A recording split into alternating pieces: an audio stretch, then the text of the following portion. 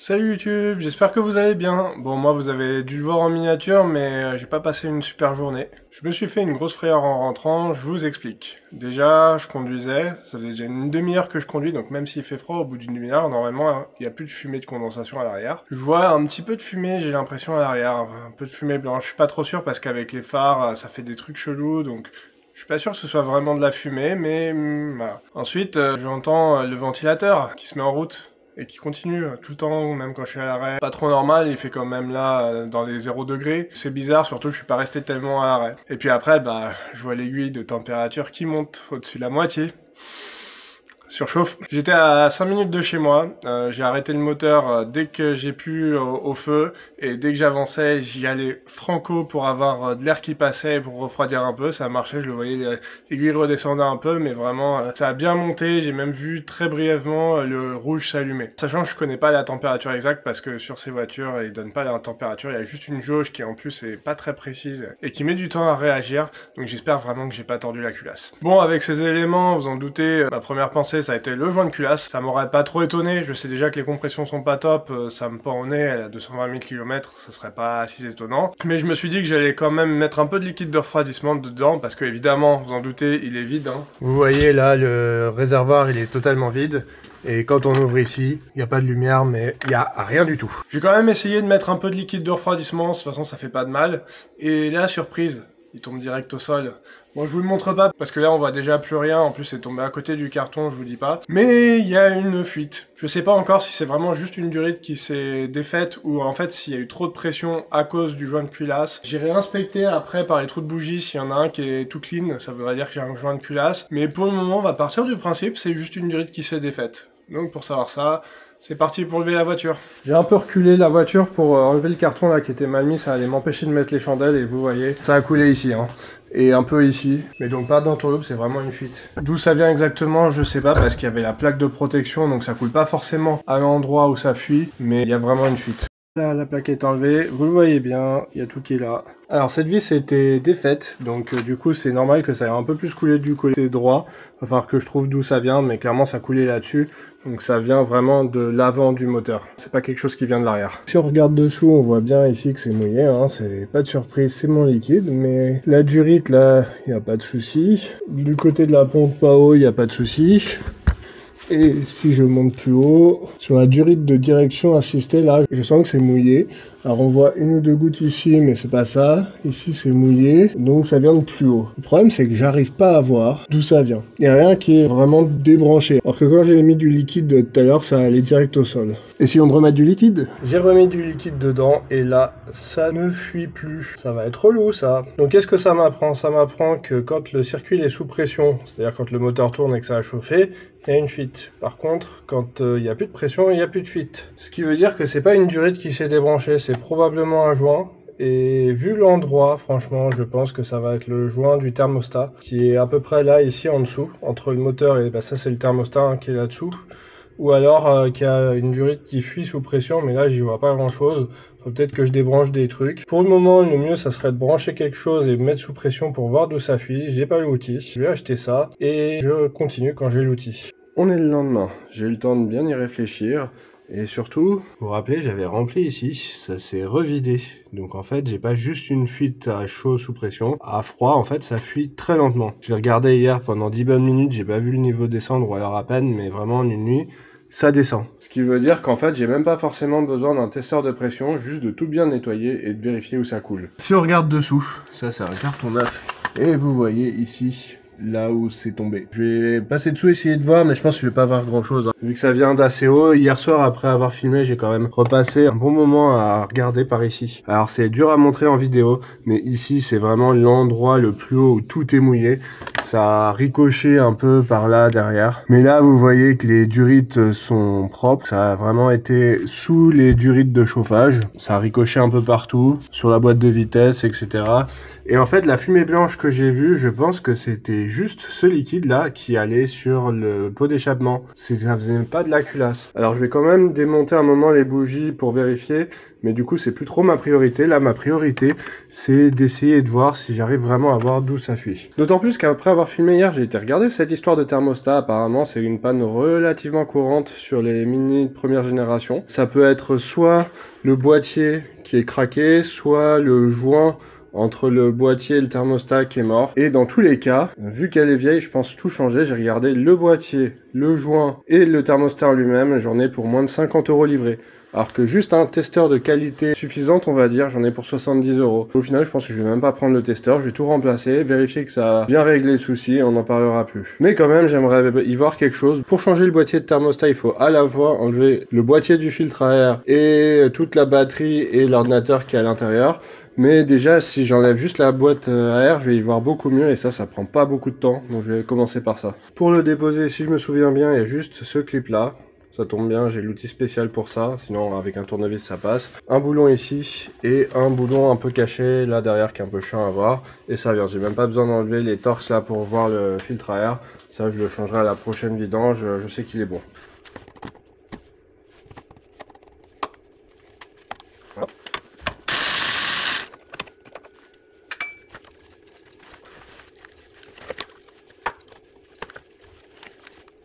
J'avais oublié, mais en fait, là, ça s'enlève, mais il me faut une pince. J'avais pas de pince, j'y suis allé au tournevis, je me suis un peu galéré, mais...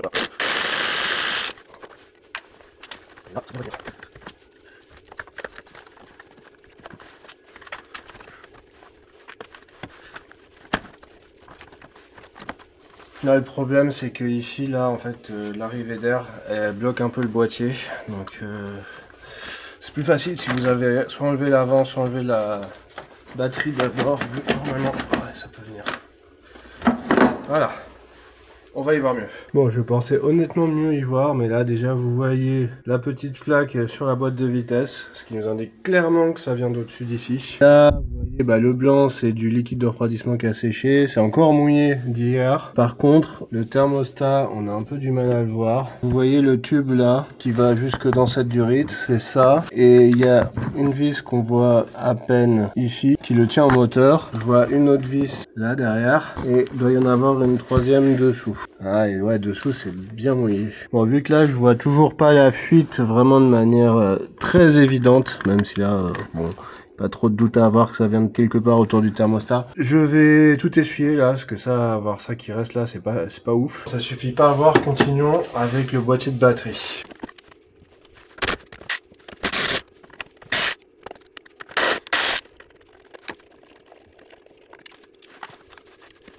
Il va falloir que je commence par enlever l'ordinateur. Il est tenu par deux clips. Je vais avoir du mal à vous les montrer, mais vous en voyez un là. Le truc noir là, il va vers la gauche. Et il y en a un similaire de ce côté-là. Les deux vont à gauche. Ça me permet de lever un peu l'ordinateur et du coup d'enlever les fiches plus facilement. Ensuite pour le boîtier, c'est simple. Il y a trois vis qu'on voit ici. Et la dernière ici.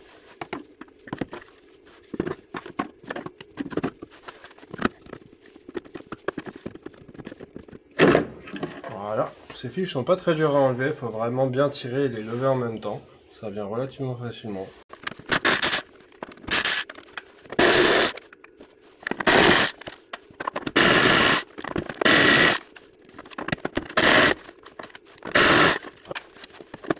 Ne pas tirer trop fort parce qu'il y a des câbles qui sont attachés dessous.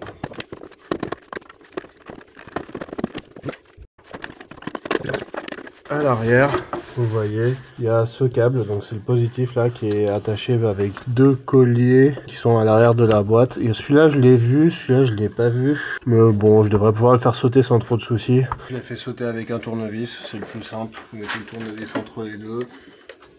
Et ça vient, comme ça on n'est pas emmerdé. Voilà, enfin on y voit quelque chose. J'ai mis la lumière là pour vraiment vous montrer du mieux que je peux. Mais comme on est en sous-sol, c'est toujours un peu compliqué de montrer avec la lumière. On voit ici donc le thermostat qui descend jusque là. Là, c'est la durite qui va vers le chauffage. Et en bas, ça c'est l'autre durite. Ne demandez pas où elle va, je me rappelle plus. Mais c'est du coup les deux durites qui sont branchées dessus. Déjà, effectivement, là, si je mets mon doigt, bon, on le voit ici, mais là, sous cette durite, c'est déjà mouillé. Sachant que là, elle tient bien, ça n'a pas bougé. L'autre durite, elle tient bien, ça va pas bouger. Vous voyez, le clip, il est pas du tout cassé. Et donc, ça vient de ces environs-là. Sachant que dans ces environs-là, si c'est pas une durite, et ça a pas l'air de l'être, là je suis en train de toutes les bouger un peu histoire de voir. Ça vient du boîtier du thermostat, donc qui est là et il y a un joint derrière. À mon avis, c'est ce joint qui est mort.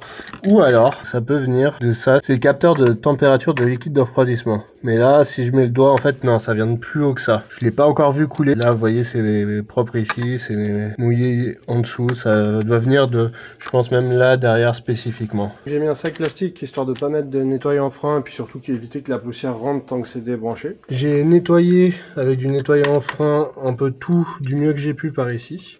Là, je vais attendre que tout finisse bien de sécher et je vais pouvoir remettre du liquide et voir si j'arrive à trouver d'où ça coule. Mais de toute façon, j'ai déjà commandé un thermostat, le boîtier et le joint. J'en ai eu pour 46 €. Normalement, je les reçois dans 4 jours, donc j'ai quand même le temps tranquille d'attendre ça sèche, d'essayer de confirmer que la fuite vient bien de là et de remonter ça tranquillement quand ça arrive. Heureusement que c'est pas mon moyen de locomotion principal parce que sinon je serais vraiment bien emmerdé. Je peux juste la laisser ici en attendant d'avoir le temps de faire les réparations.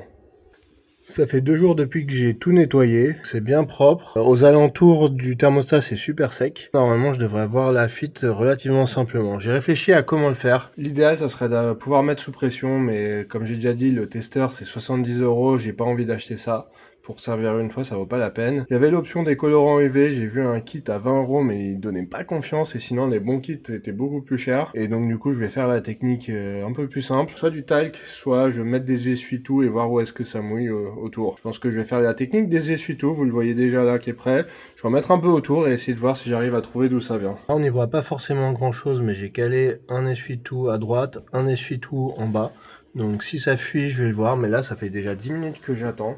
J'ai mis ce petit gobelet, donc environ 4 centilitres là-dedans. Ça baisse pas. Il y a un petit dépôt là que je me sers comme référence, donc ça baisse pas. Et en même temps, je vérifie sur mon endoscope que j'ai mis là, vous voyez, ça c'est le boîtier de thermostat. Et là, le petit truc vert, c'est le capteur de température. On voit le bout de mon essuie-tout ici, le bout de mon essuie-tout ici. Donc vraiment, si ça coule, je le saurai. Il y aura un de mes deux essuie-tout qui sera mouillé. Donc je vais revenir demain matin parce que là je m'y suis mis très tard, j'avais d'autres trucs à faire avant. Et si demain matin aucun de mes essuie-tout est mouillé et que le niveau a baissé, c'est que ça fuit d'autre part et je vais être bien embêté. On voit ça demain et pour vous tout de suite. Bon, et après avoir fait tout ça, mis tout ça, j'ai fait tout ça pour rien. J'avais pas pensé, mais j'ai ouvert aucune vis de purge. Je pensais que ça allait vraiment à l'extérieur. Et en fait, en ouvrant ici la vis de purge, c'est descendu d'un coup. En fait, où est-ce que ça allait? Je pense que ça remontait petit à petit dans le radiateur. En fait, ça allait quelque part, je sais pas trop où. Et là, les durites ont l'air d'être vides. Donc là, il faut déjà que je les remplisse avant d'espérer voir quoi que ce soit. C'est parti pour remplir. J'ai pas mal de liquide de refroidissement, donc autant mettre ça, mais ça m'embête un peu. Surtout que là, si je remplis, forcément, quand je vais enlever le thermostat, ça va en foutre partout. Déjà une de fait, ça coule, ça m'évitera de me prendre la tête alors que ça va juste dans le système. Je fais les deux autres et je réessaye. J'ai purgé les deux autres, d'ailleurs, si j'appuie un peu sur la durite du radiateur supérieur, vous voyez, ça fait bouger là, donc là ça veut dire qu'il n'y a plus de bulle d'air. Il faudra que vous me fassiez confiance pour celle du chauffage et pour celle qui est cachée derrière et qui est ultra galère à avoir. D'ailleurs j'en profite parce que là avec le boîtier d'air démonté on la voit beaucoup mieux et c'est bizarre parce qu'elle a l'air d'être de travers. Pourtant quand j'ai enlevé c'était déjà comme ça. Alors je me rappelle pas quand j'ai fait la purge du circuit la dernière fois, mais de toute façon croyez-moi c'est impossible de la mettre droite. J'ai essayé parce que là il y a trop de trucs qui vous gênent et là ça laisse passer ni l'air ni le liquide de refroidissement, donc a priori il n'y a pas de souci. De toute façon s'il y avait une fuite ici je l'aurais vu parce que ça aurait tout mouillé dessous. Et là il n'y a rien qui était mouillé même avant que j'essuie. Donc je reviens ce soir voir si ça a baissé. Là cette fois je pense pas. On verra, mais si ça baisse pas, bah faudra que j'achète le testeur de pression. Malgré que j'avais pas envie de l'acheter, il va falloir. Surtout que je me suis rendu compte entre temps que c'était utile pour pas mal d'autres choses. Notamment si je déculasse, vérifier qu'il n'y a pas de fuite au niveau de la culasse. Donc en vrai c'est peut-être pas un si mauvais investissement. J'y réfléchis encore un peu et je vois ce soir.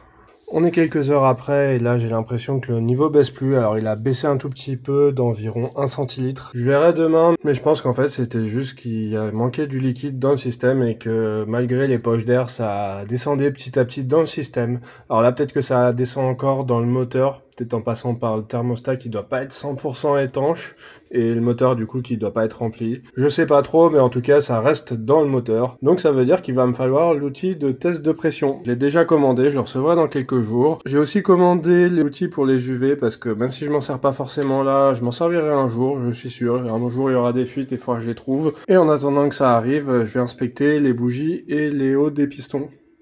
Au niveau du haut des pistons, là je suis sur le cylindre 4, vous voyez que ça va, c'est-à-dire qu'il n'est pas en grande forme, hein, mais ça c'est pas une nouvelle, je sais que les compressions sont assez mauvaises.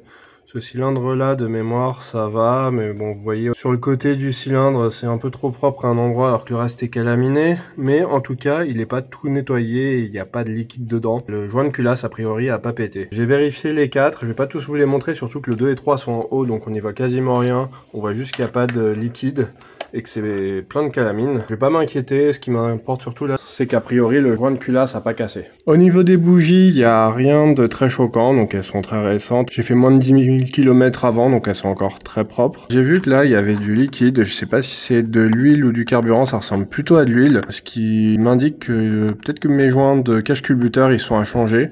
Ça tombe bien, je comptais m'en occuper bientôt, mais autrement, rien qui nécessite de s'inquiéter, du moins au niveau de la culasse. Ceci dit, dites-moi si vous pensez que c'est pas normal, mais moi, là pour le moment, je m'inquiète pas. Donc a priori, rien à signaler dans la culasse. J'ai pas surchauffé au point d'exploser quelque chose. Pour le moment, je resserre et j'attends les outils et les pièces. J'en profite, je vous l'ai montré dans la dernière vidéo, mais en fait cet outil c'est nickel pour remettre les bougies. C'est bien mieux que les douilles avec du caoutchouc dedans. Parce que le caoutchouc, ça a tendance à retenir la douille sur la bougie plutôt que de se séparer correctement une fois que la bougie est remise.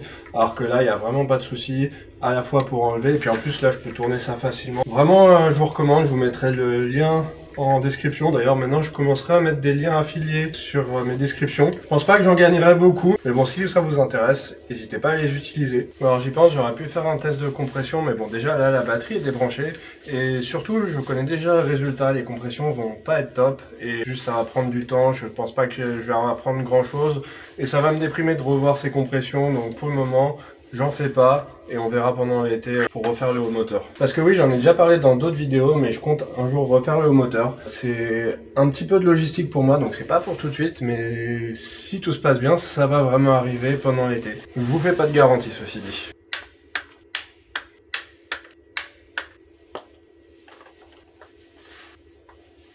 C'est marrant, il y en a certains, on les entend clipser et d'autres pas du tout, mais on le sent.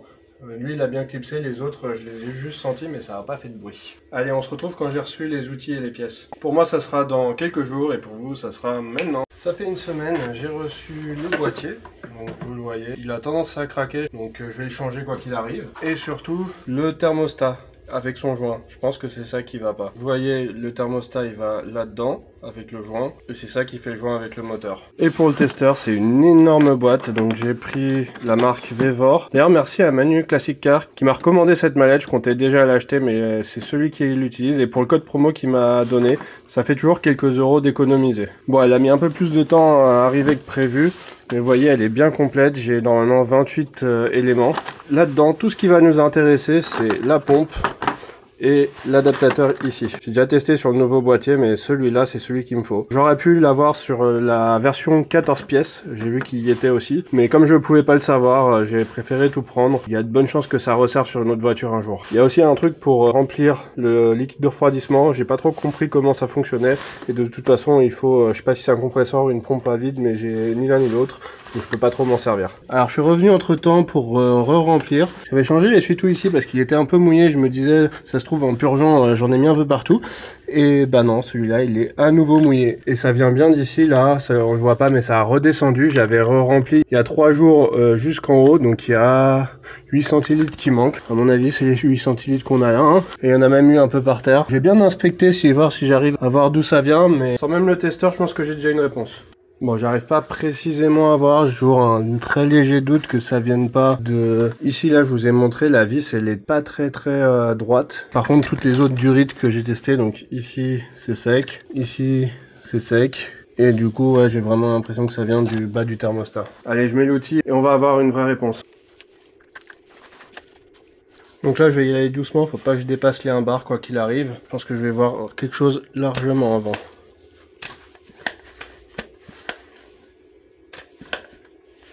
Alors désolé s'il y a ma tête devant. Ah oh ben on le voit déjà. Voilà. Là vous le voyez bien. J'ai enlevé la pression, je l'ai bien essuyé. Là le mieux c'est de mettre la main dessous, là je m'en aperçois au toucher parce qu'on n'y voit rien. Mais je suis sûr que c'est là. Dommage que j'ai pas filmé, vous auriez pu voir ce qu'il faut pas faire. J'ai un peu trop mis de pression, ça a pas fui. Je pense qu'il manquait un peu de liquide de refroidissement. Sauf que du coup, quand j'ai enlevé la pression, ça a dégorgé au niveau du bitonio pour enlever la pression. Et au bout d'un moment, j'en ai marre, j'ai enlevé ici. Du coup, je me suis pris une douche. Il y a tout le liquide qui est passé ici.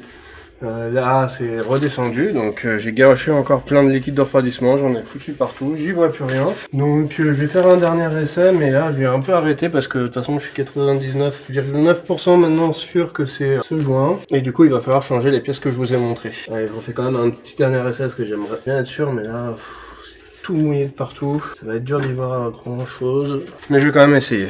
Allez, ça va être le dernier essai avant que je change. En plus, je vais en remettre partout quand je vais changer. Donc, désolé si vous voyez pas, mais moi, j'ai envie de voir.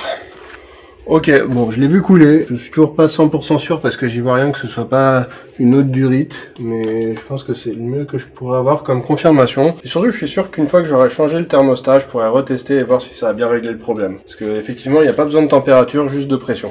Bon, je fais une pause parce que là, ça m'a un peu énervé d'en foutre partout et j'ai d'autres choses à faire. Et j'attaque le changement de thermostat qui va encore en foutre partout. Meilleure méthode pour enlever la pression sans en foutre partout, dites-le moi. Là comme ça je vois pas, mais ça m'étonnerait qu'il n'y ait pas une meilleure méthode. Cette fois j'ai mis un sweat que je me foutais un peu de tacher parce que l'autre il était tout neuf. Je pense que je l'ai taché. Faites pas comme moi, c'est débile. Et on va pouvoir attaquer l'enlèvement du thermostat. Alors idéalement il faudrait que je vide tout le liquide de refroidissement pour pas qu'il y en ait partout qui gicle, mais franchement je suis plus à ça près. J'ai pas du tout envie de vidanger totalement.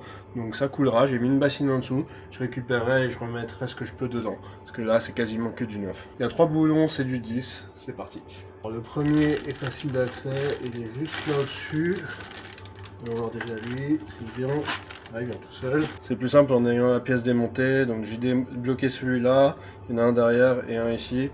Ces deux-là, ils vont être vraiment chiants d'accès. Je vais même pas essayer de vous les montrer. Ok, le deuxième il vient. Au moins, j'ai pas de problème de boulon rouillé. Le troisième, je l'ai ici. Ça a déjà commencé à couler un peu partout, comme prévu. Voilà à quoi ressemblent les vis. Si vous faites comme moi, prévoyez bien les cartons au sol parce que ça en fout partout. Vous me direz un peu comme faire le changement du liquide de refroidissement dans tous les cas. J'espérais que ce soit un peu moins, c'est pas beaucoup moins.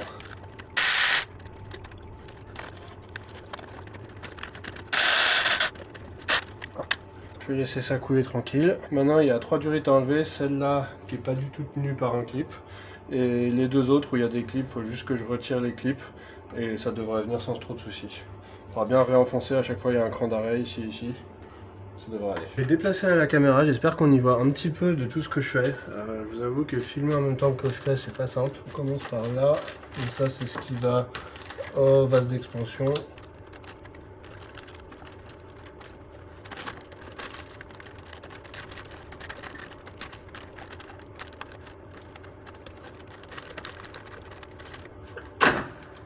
Ok, lui c'est bon. Ah bah tiens, je peux déjà sortir le thermostat. Il est comme ça. Ça m'étonne parce qu'il n'a pas l'air si mal que ça là, surtout en bas, c'est là que je regarde le plus. Il n'a pas l'air fêlé ou quoi. Il était juste par contre très aplati quand je l'ai sorti. Hein. Là c'était vraiment à ras du moteur. Contrairement au nouveau, si je le mets dedans, je vous le montrerai après, mais ça fait pas du tout pareil. Oula, je viens de voir un truc qui m'inquiète un petit peu. La durite là, elle a l'air d'être toute bouffée à l'endroit où il y avait le clip. Je vous montre ça après.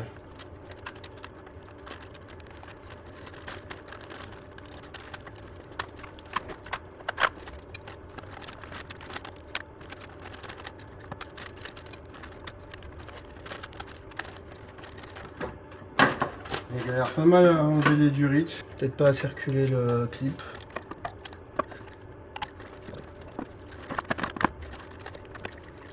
Ça y est, ça vient. Et de une, Je vous la montre. Ça, c'est la durite que je viens d'enlever. Là, vous voyez bien la marque du clip ici. C'est lui que j'ai bougé un peu. À première vue, ça avait l'air inquiétant, mais en fait, la durite, elle est tellement épaisse que je pense que non, c'est juste la surface qui est un peu bouffée. Si jamais je voulais changer, c'est vraiment juste ce petit tuyau, donc ça va vers le chauffage. Hein. Mais là, j'ai pas prévu d'acheter la pièce. La durite a pas l'air d'être craquelée, donc elle a pas forcément un âge qui nécessite de la changer. Je vais espérer qu'elle n'a pas de soucis non plus. Celle qui m'inquiète plus, c'est ici, en dessous, le retour, parce que je me demande toujours si c'est pas ça là qui fuit. Ça passe sous le thermostat et potentiellement ce que j'ai vu tout à l'heure, ça pourrait être aussi celle-là. Mais bon, là je peux pas faire marche arrière, je suis engagé, j'ai les nouvelles pièces, je change ça et je vois après. Il me reste l'autre durite à enlever, celle-là c'est celle du haut du radiateur. Elle, je vais pas filmer parce que vous allez absolument rien y voir, juste je retire le clip et je m'arrange pour l'enlever. Ouais, pendant que je me débattais avec ça, j'ai fait une connerie. J'ai fait tomber la cosse, donc celle-là je l'ai resserrée pour pas la perdre. J'ai le boulon et la rondelle qui sont tombés par terre. Mais par contre, l'autre embout là, il est pas tombé, donc il est quelque part dans la voiture. Enfin, j'aille à la chasse. Relou! Bon, par contre, j'ai une bonne nouvelle. En démontant, j'ai vu un truc qui avait vraiment une fuite au niveau du thermostat. Je finis de le démonter parce que là, je me galère avec le clip de la durite et je vous montre ça. Je vais pas avoir besoin d'aller chercher dans les entrailles de la voiture. C'était tombé juste là. Ouf. Je vais remettre dessus, serrer un peu comme l'autre pour pas que ça s'en aille encore. Et voilà, il est sorti. Je vous montre un peu tout ce que j'ai vu au passage. Le truc le plus intéressant, c'est ici. Il y a le thermostat qui va là, et là, c'est le retour. Je sais pas trop dans quel sens ça va. Mais bref, c'est entre là et là. Ce qui est intéressant à voir, c'est, vous voyez, ce dépôt blanc ici, là. Et ben, c'est ça qui me fait dire que j'y avais vraiment une fuite et qu'elle date pas d'hier. En fait, ça se trouve, quand j'ai acheté la voiture il y a 2 ans, ça y était déjà parce que le liquide baissait déjà. J'ai jamais vu où est-ce qu'il allait. J'ai toujours supposé qu'il allait dans le moteur. Mais en fait, non, je pense qu'il allait là. Et comme c'est très chaud sous pression, en fait, il devait s'évaporer dès qu'il sortait. Et là, une fois qu'il s'évapore, il laisse cette trace blanche ici. C'est une explication très rationnelle. Il y en a un peu au-dessus, mais c'est surtout, vous voyez, sur ce côté-là. Ça correspond bien. Moi, je le voyais couler juste là-dessous, en mettant de la pression. Si jamais votre Mini perd un peu de liquide de refroidissement de temps en temps, je sais pas comment checker ça, parce que ça, c'est absolument invisible. Même en enlevant tout ça ici, vous n'allez pas arriver à voir ça, il y a le thermostat dessus. Mais ça peut valoir le coup de changer le thermostat et surtout le joint qui est ici. Voilà l'ancien et le nouveau, je suis bien content d'avoir testé avant, parce que là, juste en voyant ça, c'est pas forcément évident que ça fuit. Le thermostat, il est bien usé hein, dans son jus. Je sais pas si c'est de la rouille ou si c'est juste le liquide de refroidissement qui fait des dépôts, mais bon. Je suis pas mécontent de le changer, ça sera une pièce de plus où je serai tranquille, et voilà le nouveau. Par contre, là où on voit quand même vraiment la différence, et si on regarde de biais comme ça, vous voyez que là c'est vraiment à plat, alors que sur le nouveau, vous voyez que ça dépasse un petit peu. Donc à mon avis, ce joint il était juste mort en fait. Du coup là je remplace tout parce que là le plastique un jour ou l'autre il va céder. Potentiellement j'aurais pu garder le boîtier, changer juste le joint. Même le thermostat j'aurais potentiellement pu le réutiliser. Mais bon ça fera des pièces en rab au cas où. Je suis pas mécontent de changer, d'avoir un truc à me soucier de moins parce que là les pannes ça commence à bien faire. Et en rab j'ai un nouveau bouchon de radiateur. Donc j'en ai pas trop parlé jusque là mais ça aussi ça peut casser. Parce que comme vous voyez il y a un ressort ici, c'est pour relâcher la pression. En fait, quand il y a trop de pression, le ressort il se relève et du coup ça permet d'aller vers le vase d'expansion en haut. Sinon le système est fermé le reste du temps. Et ça doit s'ouvrir à 1,1 bar. J'invente pas, c'est marqué dessus ici.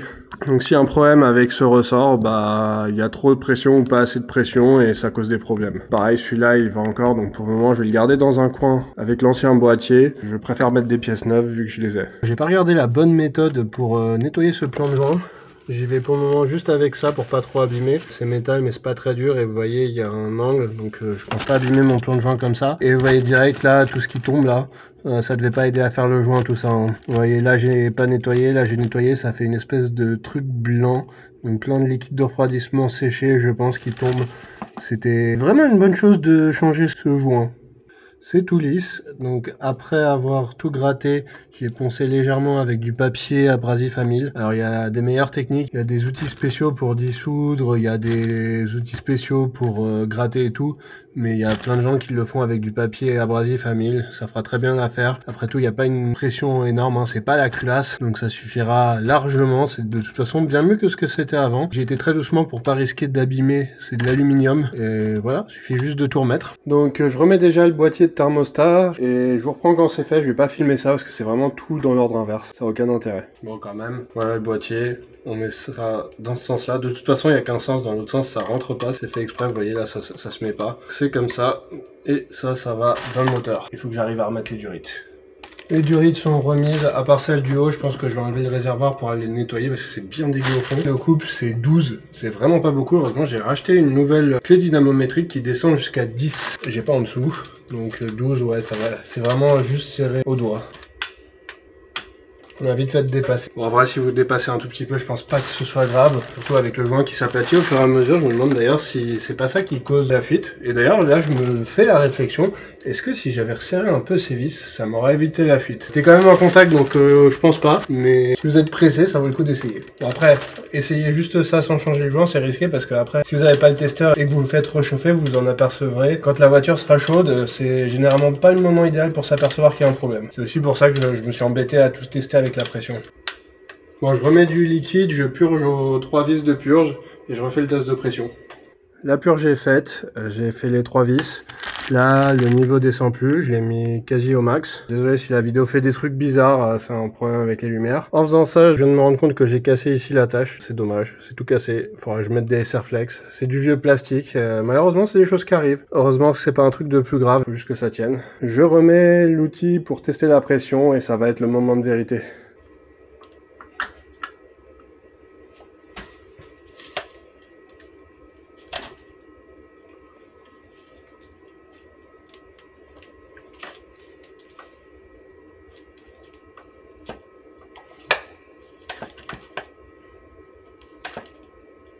Pour le moment, ça coule pas.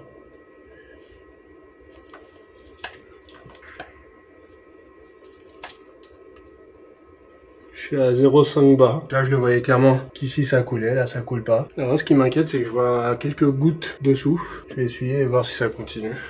Ce qui m'inquiète, c'est que potentiellement, ce soit le joint du capteur de liquide de température qui fuit. Donc là, je vais enlever doucement la pression, regarder mon niveau. Si tout s'est déjà barré, je verrai pas d'autres fuites et voir si ça revient. En purgeant ici, j'ai quand même beaucoup de liquide qui sort, donc c'est plutôt bon signe.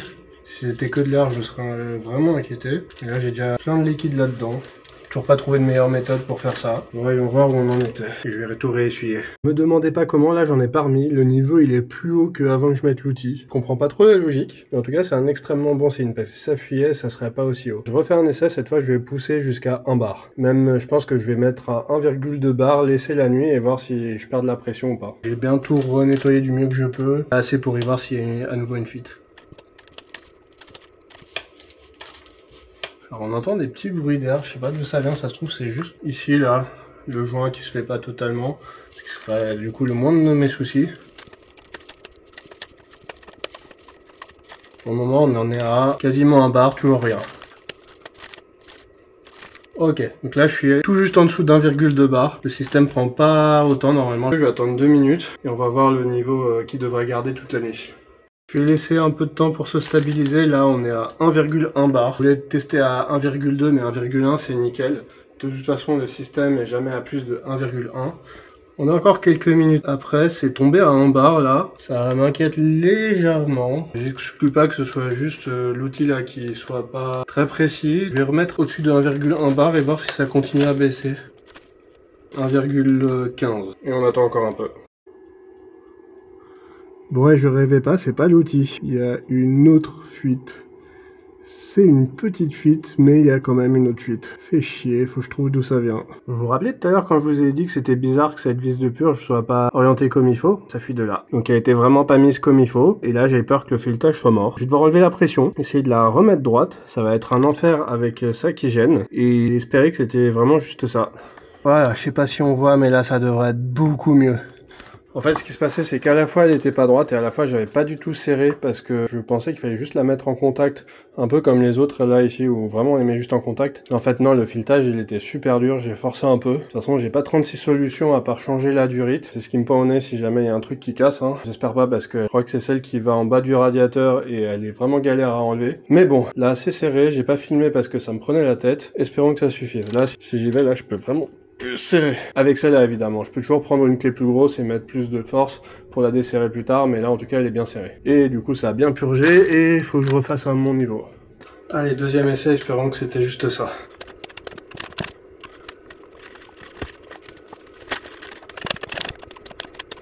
Voilà, j'ai mis 1,2 bar. Attendons quelques minutes. Bon, et après quelques minutes, on est tombé à 1,15. Ça n'avait plus l'air de descendre, en tout cas, ça goûte pas en bas. Là, ça fait 7 minutes exactement, on est tout juste en dessous de 1,15, donc encore au-dessus de 1,1. Tant que ça reste au-dessus de 1,1, je pense que le test est bon. J'ai plus de batterie sur toutes mes lumières, je vais aller charger mes batteries et revenir dans 1 heure, en espérant que ça n'ait pas baissé. On est 45 minutes après, mais c'est déjà suffisant pour en tirer des conclusions. Là, on est toujours au-dessus de 1,1. Même 1,2, ça n'a pas baissé depuis la dernière fois que j'ai regardé avant de remonter. J'en conclus que c'est bon. Je vais quand même attendre la nuit. D'ailleurs, là, faut que j'aille me coucher parce que je bosse demain, il est tard. Mais si demain c'est toujours au-dessus des 1 bar, ça sera opération réussie. Je me dis bonne nuit et pour vous le résultat tout de suite. Résultat des courses, ça fait 9 heures exactement et on est toujours à 1 bar. Alors c'est légèrement en dessous, mais je vais pas m'inquiéter, il y a dû avoir des petites pertes par-ci par-là. Et j'ai vérifié, il n'y a aucune goutte par terre, c'est qu'on est bon. J'enlève l'outil. Alors je vais pas filmer parce que c'est exactement la même chose dans l'ordre inverse, donc je remets tout, je vais faire un petit essai. Et si c'est rien passé de problématique, je vous reprends pour la conclusion. Le remontage s'est très bien passé, j'ai juste retrouvé un petit bout de plastique cassé dans le boîtier de batterie. J'ai pas trouvé d'où ça vient, tant pis, ça avait pas l'air très important. Le tour d'essai s'est aussi très bien passé. Par contre, la remise en route et la purge, ça a été la purge. Vu que j'ai quasiment rien filmé, je vais vous le raconter à l'oral. Déjà, au premier démarrage, elle a simplement pas démarré. C'est exactement le même problème dont je vous ai parlé il y a 2 vidéos. Cette fois, ça a été assez vite. J'ai vérifié les fusibles, ils étaient bons. J'ai bougé un peu le connecteur de l'EWS, retenté, et ça a démarré. Ce qui m'apprend qu'il y a un mauvais contact au niveau de ce connecteur. C'est pas très grave, je verrai comment le régler plus tard. Je mettrai un peu de nettoyant contact, peut-être que je tordrai un peu les fiches. Et ça ira. Pour le problème du barillet et de la clé, je mets du WD-40 dès que ça commence à plus très bien marcher, et ça remarche pour un temps. Je vais réfléchir à changer le barillet, mais en attendant ça ira. Parce que si je veux changer, j'aimerais bien avoir la même clé pour démarrer et pour ouvrir les portes, et du coup c'est un peu relou à trouver. Après ça, donc, je démarre. Ça fait un peu de fumée blanche, et des bulles dans le thermostat, ça s'arrête pas. Entre mon angoisse d'avoir abîmé mon joint de culasse et mon niveau de stress un peu élevé en ce moment, j'ai tout de suite sauté à la conclusion que j'avais cassé mon joint de culasse avec la surchauffe et j'ai tout arrêté. Je précise que ça m'a vraiment stressé car il y a pas mal de feedback sur les forums mini que quand l'aiguille de température arrive dans le rouge, c'est déjà trop tard et je l'ai vu quelques secondes dans le rouge. Du coup, j'ai fait un test de joint de culasse. Après quelques minutes, c'était toujours négatif, ça n'a pas changé de couleur. J'ai enlevé les bougies. Rien d'anormal. J'ai pris les compressions. Ouais, il y a beaucoup de changements d'avis dans cette vidéo. J'ai eu des chiffres quasi identiques aux compressions d'il y a 6 mois. 10, 14, 11, 16. Les cylindres 2 et 4 ont une meilleure compression pour une raison que j'explique pas. Sûrement une différence dans les conditions de test, mais les cylindres 1 et 3 sont strictement identiques. A priori, la petite surchauffe a donc pas empiré le joint de culasse. Une crainte en moins. Je me suis aussi aperçu que j'avais pas purgé correctement. J'avais pas réouvert les vis de purge après avoir démarré le moteur. Erreur de débutant, vous allez me dire, mais je suis débutant. Les bulles, c'était juste de l'air qui sortait, c'était la purge normale. Ça pouvait faire des bulles encore longtemps d'ailleurs. Et la fumée blanche, en fait, c'était juste de la condensation, c'est tout à fait normal en hiver. Ça faisait un moment que je l'avais pas démarré, donc pas de quoi s'inquiéter. Au deuxième essai, cette fois en ouvrant bien les vis de purge après avoir démarré, il y a plus de bulles d'air. Je laisse chauffer. Le thermostat est censé s'ouvrir à 91 degrés, mais celui d'avant s'ouvrait vers les 98 degrés. Je laisse chauffer, ça passe les 91, les 95, puis les 98, ça monte à 100, je commence à m'inquiéter. Puis je me rappelle que la surchauffe c'est pas avant 120 degrés, donc j'ai de la marge. On arrive à 102 degrés, ça se met à bien déborder avec la pression, heureusement les bassines étaient toujours dessous. Et d'un coup, bam! J'entends un petit bruit d'explosion. Le thermostat est vide et je panique et j'éteins tout. C'est dommage que je l'ai pas filmé, ça aurait été intéressant d'essayer d'identifier le bruit. Du coup, en me disant que j'avais rien à perdre, j'ai re-rempli, repurgé, remis le bouchon du thermostat et je refais chauffer. C'est pas comme ça qu'on est censé purger, mais le bruit ça m'a stressé. Cette fois, le thermostat se réouvre à 102 degrés. Je laisse tourner, et puis la fois d'après à 95 degrés. Du coup, là c'est sous pression, je peux plus ouvrir le bouchon, j'arrête tout et je reviens quelques heures après. Cette fois, il manquait que quelques centilitres de liquide, pas énorme, je remplis et j'ai refait la même chose. Et ça a refait exactement pareil. Première ouverture à 102 degrés, puis la deuxième à 95 degrés. Et cette fois, encore quelques heures après, le liquide est tout en haut, c'est purgé. J'ai pas vraiment d'explication pour la petite explosion que j'ai entendue. Soit c'est la première ouverture du thermostat neuf qui a fait du bruit. Soit c'est la différence de pression quand le thermostat s'est ouvert et que l'air est sorti. En tout cas, tout a l'air de fonctionner normalement, donc j'ai décidé de ne rien faire de cette info. Si vous savez ce que c'est, n'hésitez pas à me le dire en commentaire. La première ouverture à 102 degrés, puis la seconde à 95 degrés, ça a été confirmé pendant le tour d'essai. En fait, le nouveau thermostat, il n'est pas identique au précédent. J'imagine que la cire chauffe différemment et que le ressort est pas identique. Mais dans tous les cas, cette différence, ça change absolument rien au fonctionnement du refroidissement. Pour la purge, je pense que la prochaine fois que j'ai à le faire, j'achèterai un entonnoir spécial qui se fixe à la place du bouchon. Ça va permettre de pas avoir de débordement avec la pression et de préparer du liquide pour quand le thermostat s'ouvre. Et il y a un système pour reboucher pour pas perdre tout le liquide toujours dans l'entonnoir. Je vous mets un exemple en description. Soit ça, soit si j'ai un compresseur sous la main, j'utiliserai l'outil que j'ai eu avec le testeur de pression. J'ai vu une vidéo, il a l'air pas mal. Donc opération réussie, et en faisant ça, je me suis demandé depuis quand ça fuit. Si ça se trouve, ça suinte depuis avant que j'ai acheté la voiture, il y a 2 ans, et ça expliquerait les petites baisses de liquide de refroidissement de temps en temps. J'ai pas assez roulé pour confirmer que j'en perds plus, mais si votre voiture perd un peu de liquide de refroidissement de temps en temps, pensez à ce joint, surtout s'il est vieux. Pour le vérifier, malheureusement, je sais pas trop à part démonter. Les traces blanches que j'ai vues sont impossibles à voir sans démonter, même avec un endoscope, j'arrivais pas à les voir, et je sais pas si un test de pression montrera la fuite. Ça vaut le coup d'essayer, mais prévoyez d'immobiliser la voiture si ça achève le joint. En regardant les schémas, j'ai aussi un petit doute sur le joint entre la durite de la pompe à eau et le moteur. Je le changerai par précaution dès que j'aurai une raison de la mettre en position de maintenance. Bon voilà, ma voiture est réparée, ça fait 2 pannes en un mois. J'espère que je vais être tranquille pour un petit bout de temps quand même. Et sur ce, je vous souhaite une bonne journée et à la prochaine.